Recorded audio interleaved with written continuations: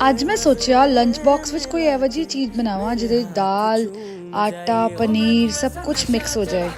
ਤੇ ਰਾਤ ਦੀ ਬਚੀ ਹੋਈ ਦਾਲ ਵੀ ਯੂਜ਼ ਹੋ ਜਾਏ ਤੇ ਮੈਂ ਪਨੀਰ ਦੀ ਸਟਫਿੰਗ ਤਿਆਰ ਕਰ ਲਈ ਤੇ ਫਿਰ ਉਹਨੂੰ ਸਟਫ ਕਰਕੇ ਦਾਲ ਵਾਲੇ ਆਟੇ ਦੇ ਵਿੱਚ ਫਿਲ ਕਰਤਾ ਤੇ ਇਹ ਪਨੀਰ ਵਾਲੀ ਬਾਈਟਸ ਲੱਗ ਰਹੀਆਂ ਸੀ, ਬਹੁਤ ਜ਼ਿਆਦਾ ਵਧੀਆ ਲੱਗ ਰਹੀਆਂ ਸੀ ਤੇ ਬਹੁਤ ਹੈਲਦੀ ਤੇ ਬਹੁਤ ਟੇਸਟੀ। ਕਿੰਨਾ ਸੌਖਾ ਇਹਨੂੰ ਬਣਾਉਣਾ। ਤੇ ਲੰਚ ਬਾਕਸ ਦੇ ਵਿੱਚ ਮੈਂ ਵਾਲੀ ਰੈਸਿਪੀ ਦੇਖ ਕੇ ਮੈਂ ਕਿਹਾ ਜਗਜੀਵਨ ਨੂੰ, ਜਗਜੀਵਨ ਕਹਿੰਦਾ ਬਹੁਤ ਹੀ ਜ਼ਿਆਦਾ ਸਵਾਦ ਸੀ ਮੰਮਾ, ਬਹੁਤ ਹੀ ਮਜ਼ਾ ਹੀ ਆ ਗਿਆ।